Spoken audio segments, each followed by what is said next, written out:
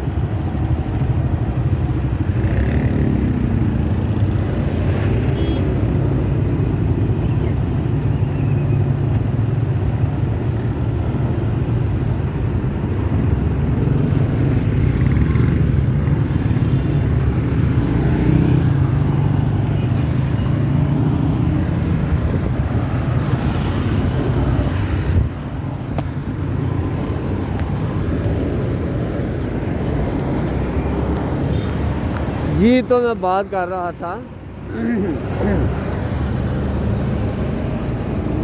کہ وہ امام اپنا ایک دکھڑا سنا رہا تھا کہ یار میرے ساتھ ایسا ایسا ہو گیا. میں نے کہا پریشان ہونے کی یار ضرورت نہیں ہے،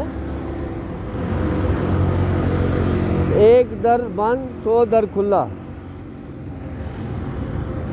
تو آپ تو ویسے بھی امام خطیب ہو تو ٹینشن لینے کی ضرورت ہی نہیں. کہتے یار ٹینشن کی بات نہیں ہے، بات یہ تھی کہ ان اللہ کے بندوں نے بلا وجہ، بغیر کسی کی وجہ کے، اگر کوئی وجہ بنتی بھی ہے تو وہ صرف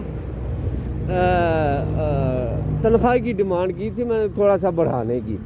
تو یہ تو اس کا رائٹ بنتا ہے، حق بنتا تھا اس کا کہ وہ کہے. اور یہ تو زیادتی کر رہے ہیں کہ صبح کی بھی نماز پڑھانا، فجر کی نماز، ظہر کی نماز پڑھانا، اور پھر عصر کی نماز ہے، مغرب کی نماز ہے، اور عشاء کی نماز ہے. اس طرح سے بندہ باؤنڈ ہو کر رہ جاتا ہے، وہ کہیں دور نہیں جا سکتا کیونکہ نمازوں کا ٹائم ہوتا ہے. پھر اس نے پہنچنا بھی ہے، نمازیں بھی پڑھانی ہیں.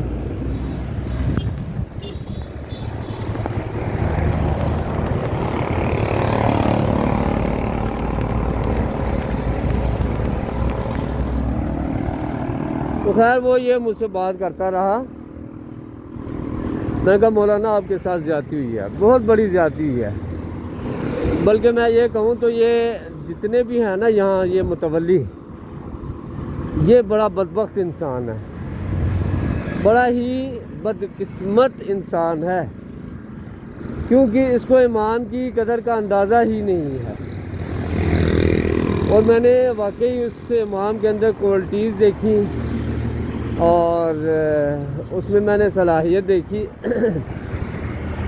مجھے کوئی ٹاپ کا جو ہے نا امام اور خطیب لگ رہا تھا. جمعے کی خطابت بھی کرنا کوئی آسان کام نہیں ہے. صرف ایک خطابت پہ جو ہے نا وہ ہمارے علماء کرام جو ہے وہ 15-20 ہزار روپے جو ہے نا وظیفہ ہوتا ہے ان کا.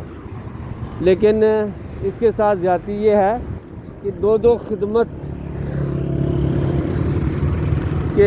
خدمت کے باوجود بھی اس کو اتنی جو ہے نا تھوڑی وظیفے کے ساتھ، تھوڑی تنخواہ کے ساتھ رکھا گیا تھا. تو میں نے کہا اس امام کو، میں نے کہا جی یہ ان کی بدبختی ہے یہاں کے نمازیوں. خیر وہ بیچارہ یہ کہا تھا ابھی تک میں نے نمازیوں کو نہیں بتایا، نہ ہی کسی نمازی کو پتہ ہے.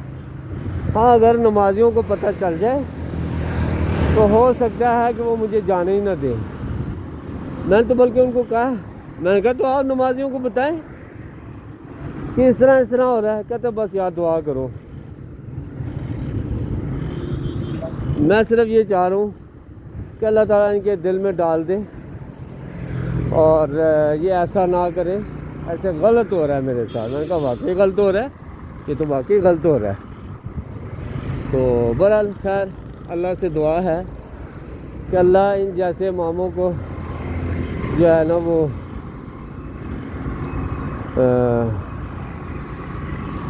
استقامت نصیب کرے. ایسے امام جیسے میں نے اس امام کے اندر مطلب دیکھا ہے نا, کافی ماشاءاللہ ٹاپ کا قاری, عالم اور خطیب, ایسے بہت کم ملتے ہیں. اور جامعہ اشرفیہ کا, پاکستان کا مشہور مدرسہ جامعہ اشرفیہ مسلم ٹاؤن, یہاں کا فارغ التحصیل, اور یہ بہت کم ایسے امام کسی کو نصیب ہوتے ہیں. تو میں نے کہا ان کو بدبختی ہے یہ ان کی, کرتے ہیں ٹھیک ہے, نہ کریں نہیں نہ کریں. تو وہ ایسا جو ہے نا یہ ایک مطلب چلتا رہا ہے.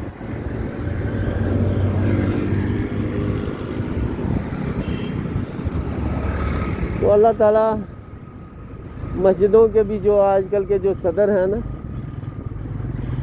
اور جو متولی ہیں وہ بھی بس ایسے نالائق قسم کے بن گئے ہیں کہ ان کو امام, مؤذن, خطیب کی کوئی قدر نہیں ہوتی ان لوگوں کو.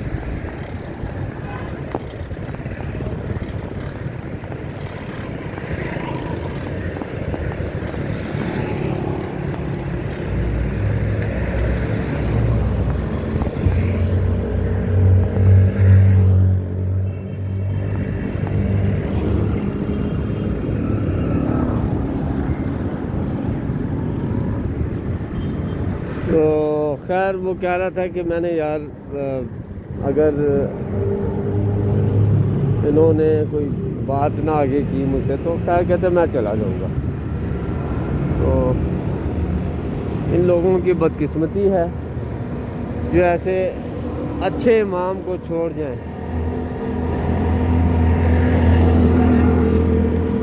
امام تو آج بھی مل جائیں گے لیکن ایسے امام کا ملنا بہت یعنی سمجھ لو کہ محال ہوتا ہے, مشکل ہوتا ہے. یہ لوگ سمجھتے نہیں ہیں. یہ ان کے لیے غنیمت تھی, نعمت تھی یہ ان کے لیے جو وہ کھو رہے ہیں. پتہ نہیں ہے ان لوگوں کو. یہ جی اس وقت میں ماڈل ٹاؤن سوسائٹی میں داخل ہو چکا ہوں اور شاید یہ سوری ماڈل ٹاؤن ہی موچی پورا ڈی بلاک میں اس وقت میں مطلب سفر کر رہا ہوں.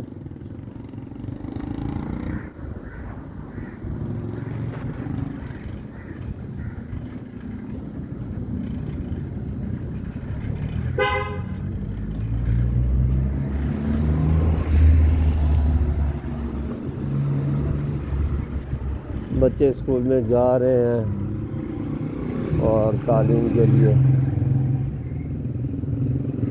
کہنے کا مقصد یہ تھا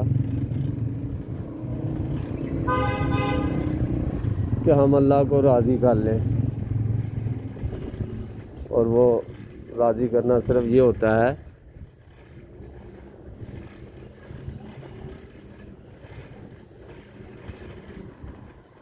کہ ہم اللہ کی بات مانیں اور اللہ کے رسول کی بات کو مان لیں. ادروائز دوسری صورت میں بصورت دیگر ہماری کامیابی ناممکن ہے. اور ان عقل کے دنیا والوں کو, عقل کے اندھوں کو سمجھ نہیں آتی کہ اصل معاملہ اور حقیقت کیا ہے۔ حقیقت یہ ہے، ایک حدیث پاک کا بھی مفہوم ہے کہ جیسے انسان کو موت تلاش کرتی ہے، اسی طرح انسان کو اس کا رزق بھی تلاش کرتا ہے۔ اور ایک اور حدیث کا مفہوم ہے کہ جیسے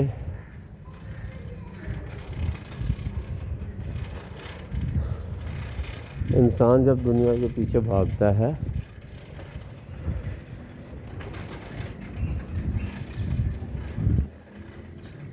تو دنیا اس کے آگے آگے دوڑتی ہے، اور جو انسان دنیا کو پس پشت ڈال دیتا ہے، اپنے پیچھے ڈال دیتا ہے، اس کی کوئی پرواہ نہیں کرتا، تو وہی دنیا اس کے قدم چومتی ہے اور دنیا اس کے پیچھے پیچھے بھاگتی ہے۔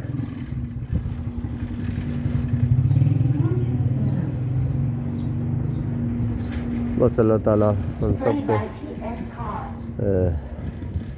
نیکی کی توفیق، اعمال صالحہ کرنے کی، اور اپنی زندگیوں کو دین کے مطابق ڈھالنے کی توفیق عطا فرمائے، آمین۔